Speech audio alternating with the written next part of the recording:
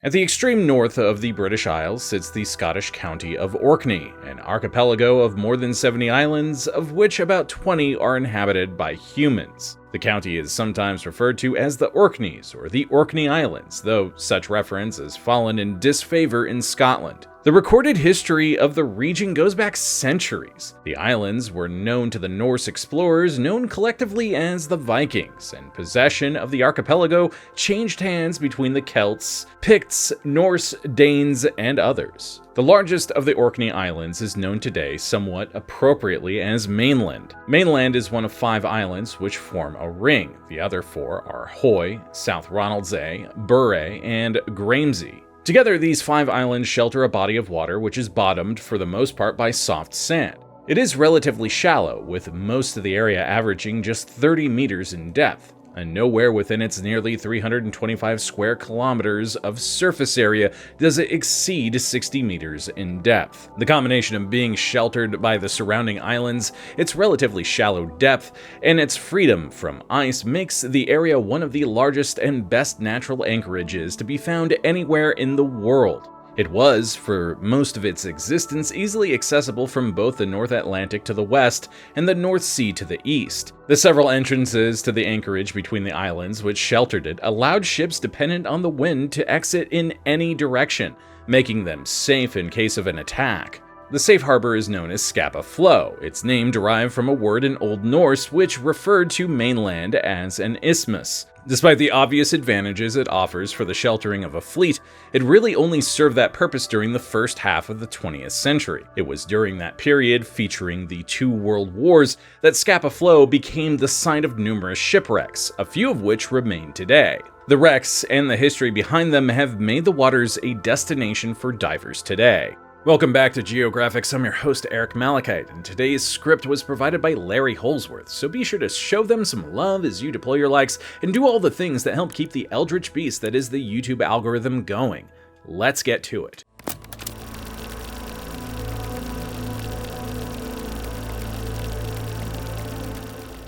Scapa Flow was used throughout history chiefly as an emergency anchorage for mariners riding out the storms which are so frequent in the North Atlantic as well as in the equally discouraging North Sea. As noted, the Vikings used the anchorage to shelter the ships as well as to land raiding parties. Later, the anchorage was used to launch invasions of Scotland by various marauders during the 13th century. Local lore claims that some of the ships of the ill-fated Spanish Armada of 1588 sought shelter in Scapa Flow in an attempt to escape the storms that did more damage to the Spaniards than the English Navy had achieved. While it is well documented that several Spanish ships escaped by sailing up the east coast of Britain, around the islands north of Scotland, and then down into the Irish Sea, none have been documented in Scapa Flow. Despite its obvious advantages as an anchorage, Scapa Flow presented disadvantages to the British fleet. From the late 16th until the mid-19th century, Britain's chief naval rivals were France and Spain, as well as their client countries such as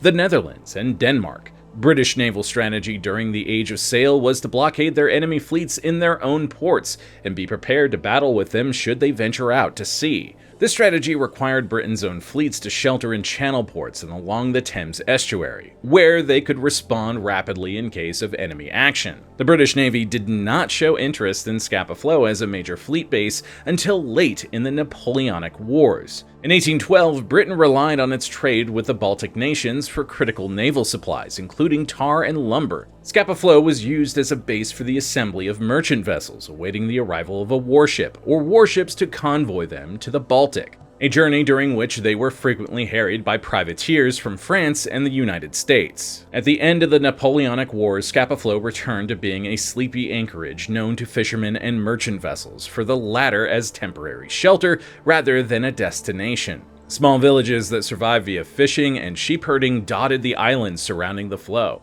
To the rest of the world, however, it remained largely unknown.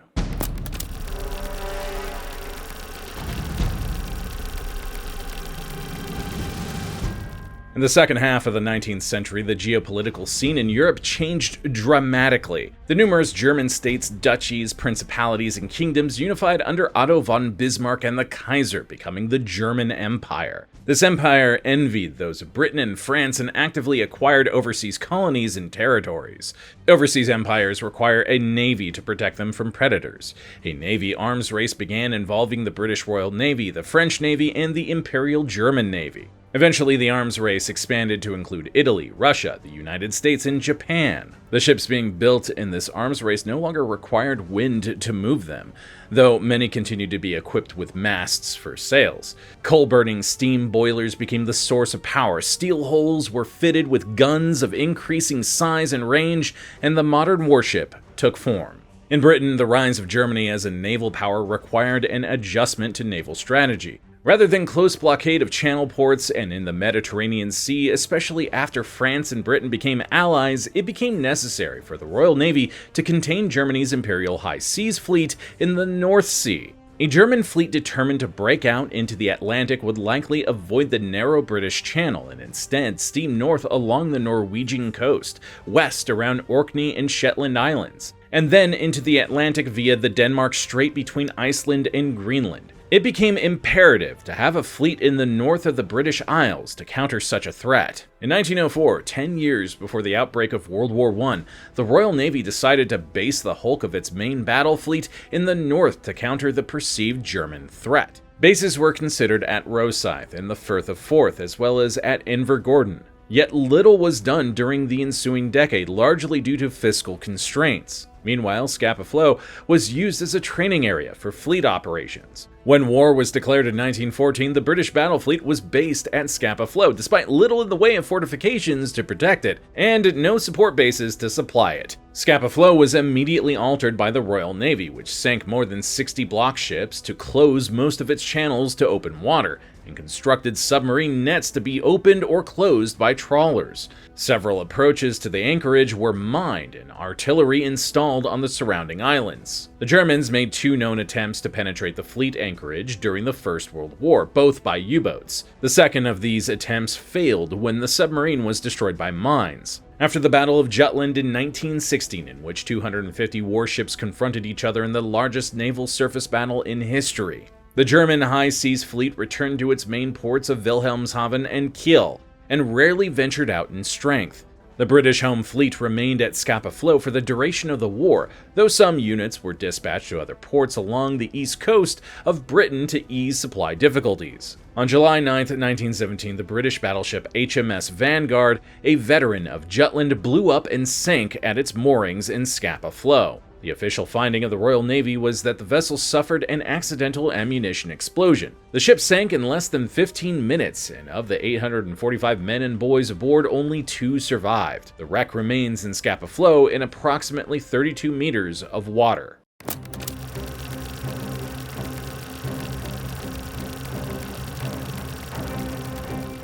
In November 1918, following riots in Germany and a mutiny among sailors of the High Seas Fleet, Germany asked for and received an armistice.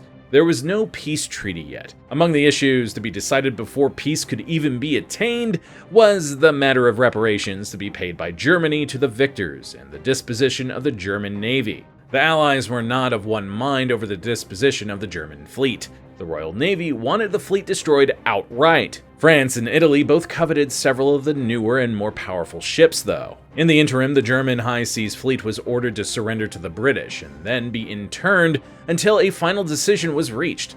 The German U-boat fleet was interned at Herrick on the North Sea. The surface fleet was ordered to steam to the Firth of Forth, there to surrender to British Admiral David Beatty. The German fleet surrendered on November 21st following an order from the always haughty Beatty. The German flag will be hauled down at sunset today and will not be hoisted again without permission. Over the course of the next few weeks, the German ships, 73 in all, were escorted to Scapa Flow and assigned anchorages. The German crews were not allowed to visit between ships, go ashore, or visit any of the British ships except on official business. Mail to and from Germany was censored by the British. Officially, the ships were to be supplied and the crews fed by Germany. What was received, though, was of poor quality, and tobacco had to be rationed. The German ships were under the command of German Rear Admiral Ludwig von Reuter, though he could do little but obey the orders issued by Beatty and later by British Vice Admiral Sidney Fremantle. Gradually, the German crews were reduced by sailors being repatriated to Germany. Von Reuter was able to send home the most troublesome of the near-mutinous sailors in this manner, retaining a small core of loyal crewmen. The Armistice Agreement of November 1918 had expressly forbade the Germans from scuttling or otherwise destroying their own ships, and gave Beatty a free hand to seize the interned vessels should he detect any efforts along those lines by the Germans. Meanwhile, the Germans had already decided to scuttle the entire fleet, and by early June, preparations were well advanced. At the same time, the British Admiralty approved plans for the British to seize and occupy the German ships. On June 21st, beginning at about 9 a.m., the British fleet sortied several vessels out of Scapa Flow. A little over 2 hours later, the German Imperial ensign was raised aboard von Reuter's flagship, Friedrich der Grosse, in defiance of Beatty's orders. The rest of the German fleet immediately carried out plans for scuttling. As it became evident to the British what was happening, ships were boarded by British sailors and Marines. Several German sailors were injured, and at least 9 were killed. The British squadron, which had left that morning, reversed course and sped back to Scapa Flow. When it was over, 52 of the interned German ships were resting on the bottom of their anchorage at Scapa Flow. 15 of the ships were battleships, the most powerful type of warship afloat at the time. The remaining 21 ships of the German fleet had been towed to shallower water and beached by the British. Thus, as World War I came to an end, the bottom of Britain's then largest fleet anchorage was littered with the wrecks of warships, 52 German and 1 British.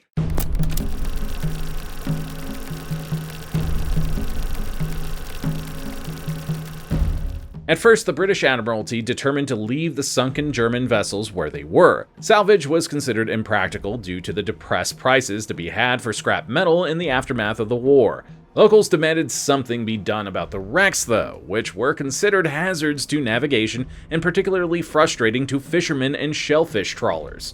In response to local demand, a salvage operation was begun by the Admiralty in 1923, which succeeded in raising 4 of the more than 30 sunken destroyers. That same year, a British engineer and entrepreneur, Ernest Cox, believing anything government could do, private industry could do better, made a proposal to the Admiralty.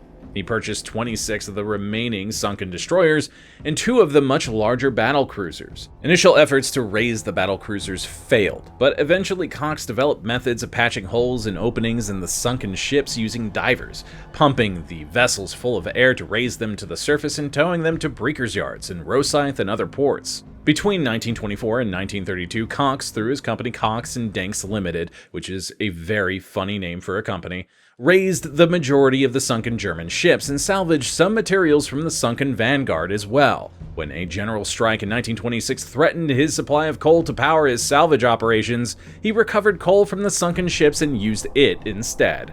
Nonetheless, he lost money steadily. In 1932, Cox sold his marine salvaging business to Aloha Shipbreaking. The salvage operations were hampered throughout by weather conditions, the cold water limiting the amount of time divers could work underwater, poor visibility, and other factors. One of those factors was the eccentricity of Cox himself. For example, raising the battlecruiser Seydlitz was particularly problematic. The first attempt failed, destroying most of the salvage equipment, and Cox ordered another attempt, and while preparations were underway, he told newsmen and cameramen they would be notified when the next attempt would be made.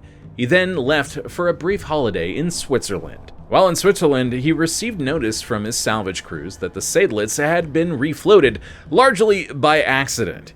Rather than celebrate this good fortune, Cox ordered the vessel sunk once again, and he returned to Scapa Flow. After ensuring suitable news professionals were on hand to document and record the event, he ordered Seydlitz raised for the 3rd time. The ship was refloated in November 1928, duly observed by the press. It was then towed to Rosyth and scrapped. By the 1930s, the price of scrap metal had recovered sufficiently to make salvage operations profitable. But by then, Cox had sold his business and worked primarily as a consultant to the Admiralty and lecturer. Eventually, all but 7 of the scuttled ships of the Imperial High Seas Fleet were raised and towed away for scrapping. The 7 which remain on the bottom of Scapa Flow are where their German crews left them in 1919, and they are one of the primary attractions of Scapa Flow today.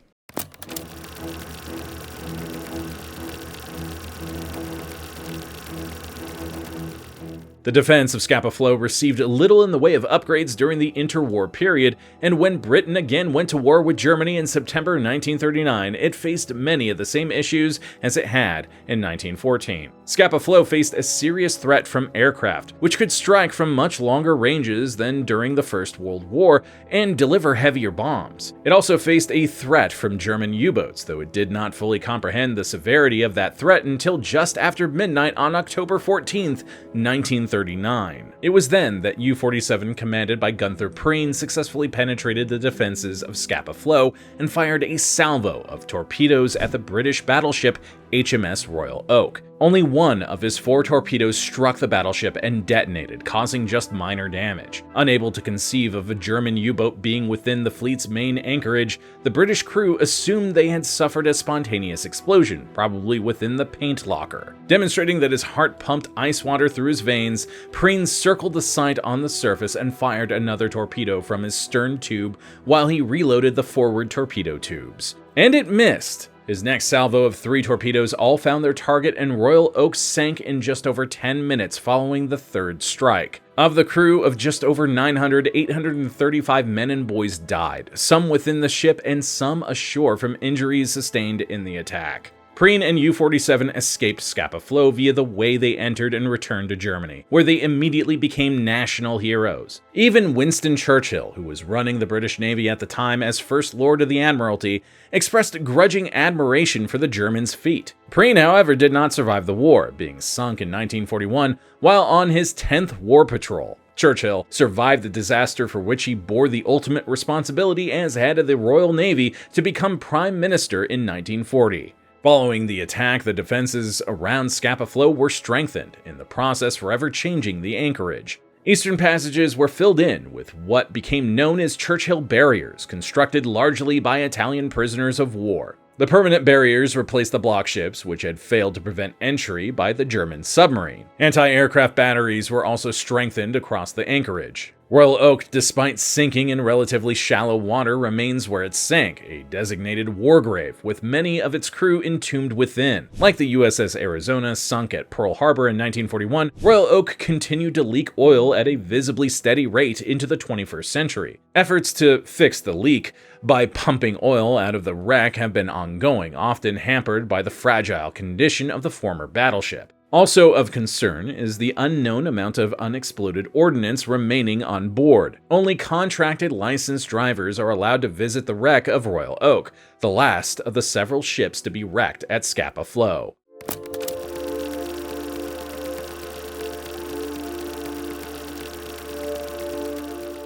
In the years following World War II, Scapa Flow served briefly as a Royal Navy base, though its usefulness faded quickly as the Navy decreased in size. In 1957, the British Navy closed the last remaining support activities at Scapa Flow, and the base has been abandoned ever since. In the 21st century, the sight of a warship in the anchorage, which had once sheltered hundreds of giant ships at once, is rare. The few visits are usually ceremonial in nature. In the mid-1970s, Scapa Flow became a terminal for the shipping of North Sea oil from the Piper oil fields. Located on the island of Floda in the southern part of Scapa Flow, the terminal began operations in 1977. Floda Terminal receives oil from a pipeline system connected to the 4 major North Sea oil fields located offshore east of Aberdeen. The Floda Terminal processes and stores crude oil and services oil tankers at its facilities. Thus, where once was seen only warships and their supporting tenders and other vessels, Scapa Flow is now home to heavy tanker traffic, with a fleet of specially designed tenders and tugs to support them in their mission. Floda exports stabilized crude oil via tankers, which then carry the North Sea crude to destinations around the world.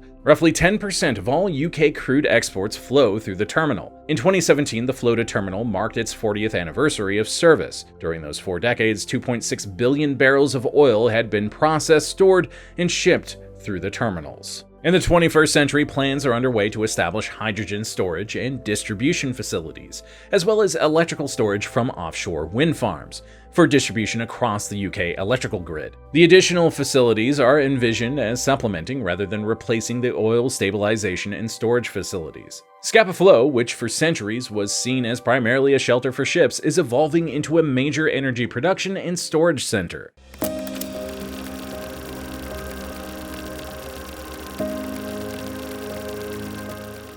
Both HMS Royal Oak and HMS Vanguard are protected war graves. It is a crime to remove anything from the wreck sites, and only divers with permission from the Ministry of Defense are allowed to visit the sites. Both are regularly visited to conduct inspections, surveys, and conduct memorial services. Vanguard was extensively salvaged prior to receiving protection, mostly by souvenir hunters, yet most of the wreck remains in place. The German ships which remain in place are light cruisers Dresden, Karlsruhe, and Köln, the mine layer cruiser Brummer, and the battleship Kronprinz, Markgraf, and König. The ships of the Imperial High Seas Fleet, as the Kaiser's ships were known, are not afforded the status of war graves. Most of the crews of the German ships escaped the vessels after scuttling and entered into British custody as prisoners of war. But the ships are afforded the protection of British law as designated scheduled monuments. Divers are allowed to visit the wrecks and examine them at close hand, but are not allowed to disturb them or remove anything found at the sites. All of the wrecks exhibit extensive marine growth and life within their structures. Much of their interiors can be viewed through portholes and other openings in their hulls. Some lie on their sides or partially on their sides.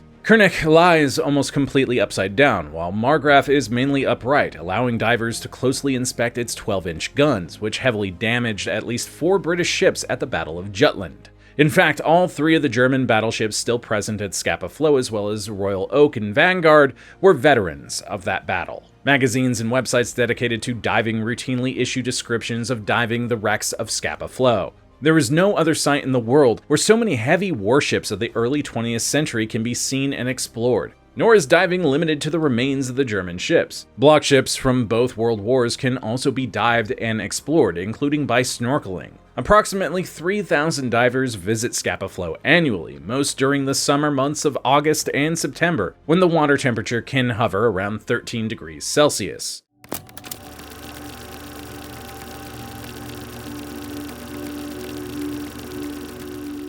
In June 1916, HMS Hampshire set sail from Scapa Flow on its way to Archangel and carrying Lord Kitchener, then His Majesty's Secretary of State for War. Kitchener is probably most famous today for the iconic recruiting poster which featured him pointing at the viewer with the word "you," an image later emulated by the Americans in their own I Want You campaign featuring Uncle Sam. Hampshire struck a mine laid by a German U-boat to entrap British ships within Scapa Flow. The ship sank with heavy loss of life, including Lord Kitchener. In 1941, the British battlecruiser HMS Hood, then the pride of the Royal Navy, departed Scapa Flow for its encounter with the German battleship Bismarck in May. Hood was sunk with the loss of all but 3 of its more than 1,400-man crew. In late 1941, the new battleship HMS Prince of Wales, which had also fought the Bismarck and afterward conveyed Churchill to a meeting with President Roosevelt in Argentina, departed Scapa Flow on a voyage to Singapore. It too never returned, sunk in the far Pacific by another enemy,